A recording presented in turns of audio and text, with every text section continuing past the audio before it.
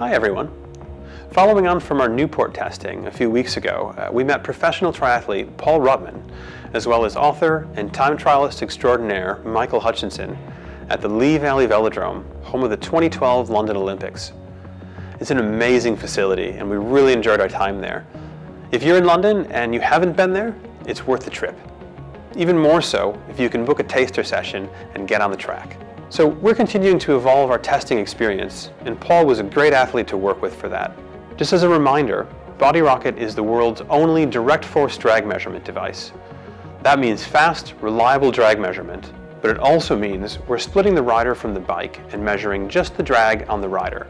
We do record all the same data as the range of virtual elevation products that are available, so we can look at frames and wheels in a similar way.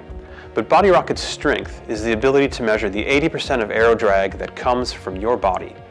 It's not only the largest contribution to drag, but it's the main factor that's actually changing while you're riding, and the one thing you can do the most about. With Paul, we looked at different helmets and skin suits, as well as 2 position changes.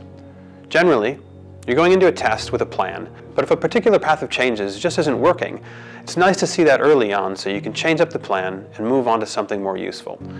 We're able to update the summary page as well as a detailed test analysis in just a few minutes, so a coach can review progress while the athlete's out on their next test. Digging in a bit further, one of the things we want to help people understand better is not just which position is fastest in a test, but how well they can maintain a position over the duration of their event. This is especially true for positions that were defined in a wind tunnel, where you don't need to steer the bike or even lay down that much power. Here, we asked Paul to hold his racing position for the first part of the test, and then bring his head up for the last half of the test. This was clearly captured in our data, and while of course this is a bit of a simulation here, it's exactly the kind of thing that happens over the course of longer events, and we're able to provide valuable feedback on it. We know from research that we supported last year at the University of Antwerp, if a rider knows their ideal CDA and has live feedback telling them that they left their position, they can refine and maintain their optimum aerodynamics.